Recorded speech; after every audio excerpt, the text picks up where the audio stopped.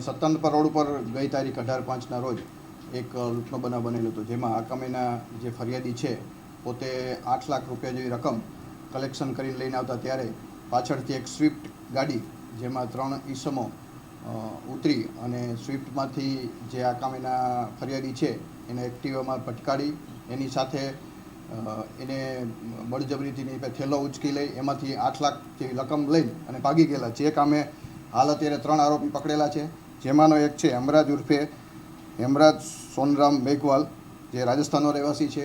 અન્ય એક આરોપી છે જસરાજ ઉર્ફે જસવંત ચૌધરી જાટ, જે પણ રાજસ્થાનનો રહેવાસી છે.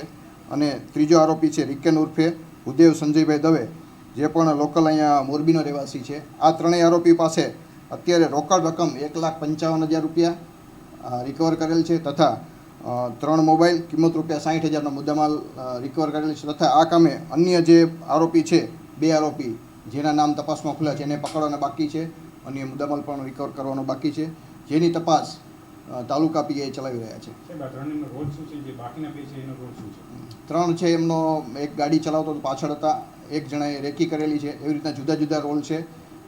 હજી પણ અન્ય 2 આરોપી પકડવાના છે, જેના પણ નામ ખુલી ગયા છે. એને જુદી જુદી ટીમો બનાવી અને મોરબી તાલુકાની ટીમ, ડી સ્ટાફની ટીમ, એલસીબી એસઓજી ટીમ અને બનાવ બનેલો તરત જ એની પાછળ રહી અને હ્યુમન ઇન્ટેલિજન્સ, સીસીટીવી અને અલગ અલગ એંગલથી આ ગુનો ડિટેક્ટ કરેલ છે.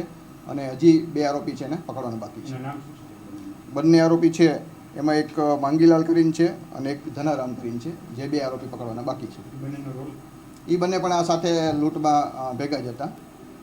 બંનેને પકડવાના બાકી છે. આ લોકોએ તપાસ દરમિયાન એવી માહિતી મળેલ છે કે જે જગ્યાએથી કલેક્શનનું કામ કરે છે ફરિયાદી, એ ફરતા હોય, જે દુકાને જતા હોય ત્યાં પાછળ વોચ રાખી અને પૈસા નીકળે છે. એવી રીતના એને વોચ રાખી અને પછી એક જે માણસ છે એને ટીપ આપેલી હતી, એના આધારે જે જગ્યાએ નીકળો ત્યાં એવી અવાવરું જગ્યા છે કે જ્યાં ટીટા સિરામિક છે, જ્યાં આજુબાજુમાં રિમોટ એરિયા છે સત્તાનપર રોડ ઉપર, ત્યાં જ વચ્ચે એની ગાડી એક્સિડન્ટ રૂપમાં ભટકાડી અને પછી એની પાસેથી થેલો હતો લઈ લીધો હતો.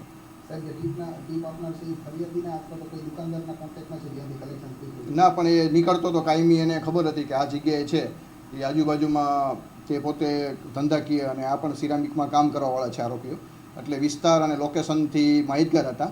એટલે તાત્કાલિક જેવો બનાવ્યો બધા અલગ અલગમાં નાકાબંધી આપી ટીમો બનાવી, જે અવાવરું જગ્યાએથી ભાગેલા હતા એને પણ જુદી જુદી ટીમો બનાવી અને 3 આરોપીને આજરોજ અટક કરેલ છે.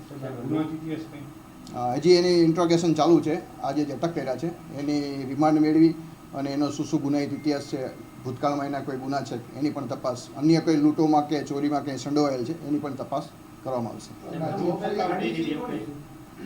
શું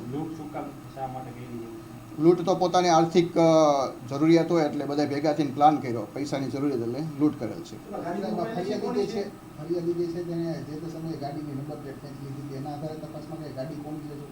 એની પણ તપાસ ચાલુ છે. જે ગાડી સ્વિફ્ટ ગાડી વપરાણી હતી એ ક્યાંની પાસિંગ છે અને નંબરો પણ એની પણ હજી તપાસ ચાલુ છે.